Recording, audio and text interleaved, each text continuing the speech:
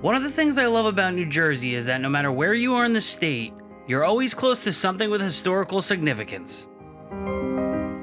Even better, there are plenty of historical places you could see without spending a dollar, or better yet, hours of your time. On this episode of Destination Anywhere, I'm going to show you 5 New Jersey locations that you can check out without spending a dime. Not only that, you only need an hour or less to see what they have to offer. Before we get started, don't forget to click the subscribe button in the lower right corner along with the little notification bell for more videos about history, mysteries, and other weird things. With that out of the way, let's get it in gear.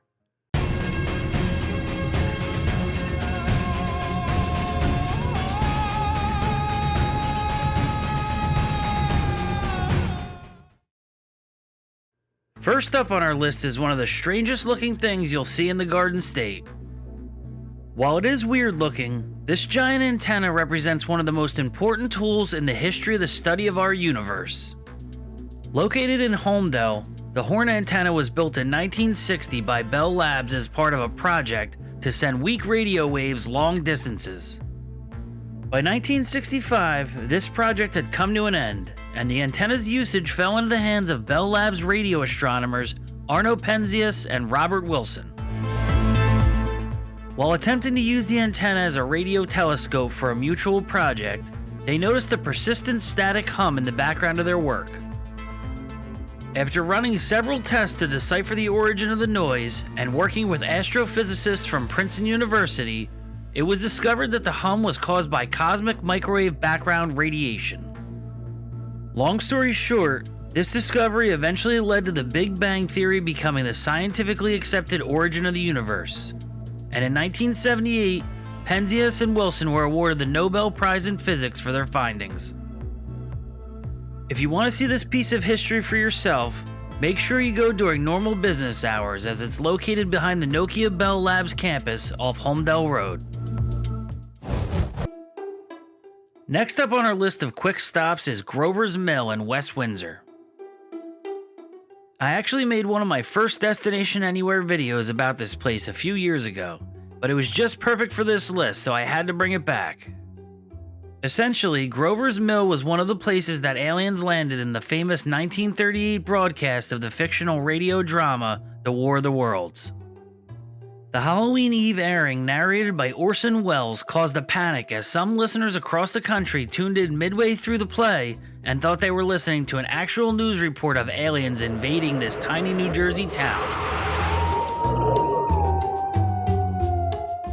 While reports vary on the level of panic across the country that night, newspapers sensationalized the event and turned it into one of the most infamous media events of the 20th century. Today, visitors can stop by Van Ness Park and see a memorial dedicated to the event, as well as check out some billboards explaining the story. Located a few minutes from Princeton, this is definitely worth a quick stop. If there was gonna be an alien invasion, the next location on our list might just be one of the best places to hide out. Fort Mott, located in Pennsville, was built in the late 1800s as one part of a harbor defense system designed to protect the Delaware River. Along with Fort Delaware and Fort DuPont, the goal of Fort Mott was to curtail advancing vessels aimed at making it inside the U.S.'s northeastern borders, which could include an attack on Philadelphia. Not only could Fort Mott defend against enemies coming from the water, but it was also designed to defend an attack from the land side with a man-made hill and moat on the rear of the fort. Fort Mott operated from 1897 until the early 1920s, when it became obsolete in favor of fortifications further down the river, closer to the start of the Delaware estuary. Eventually opened to the public in the 1950s, Fort Mott is one of the best current river defense relics I've been to, mainly because of the internal access tourists can get. Whether you want to visit Fort Mott for an hour or half a day, you won't be disappointed. Next up on our list of quick history stops is the Rockingham Historic Site.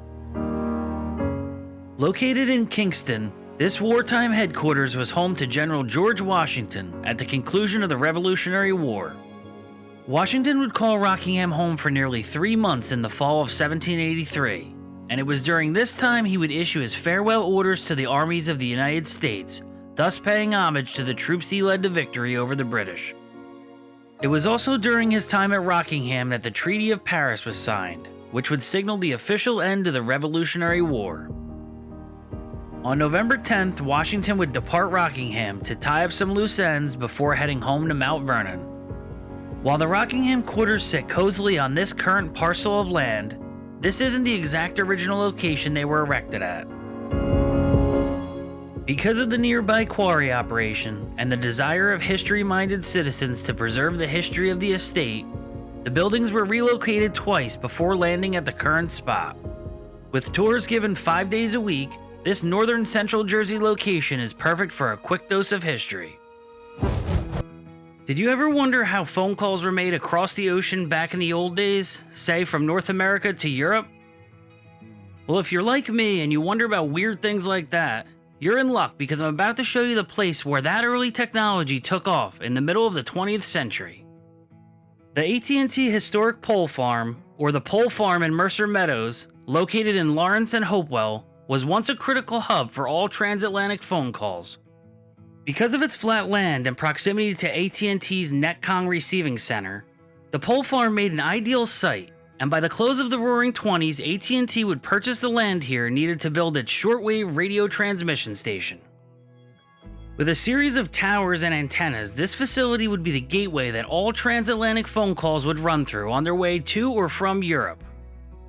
At its peak, the pole farm was said to transmit 6 million calls a year, and according to the website Hidden Trenton, the station even connected FDR and Winston Churchill on a phone call.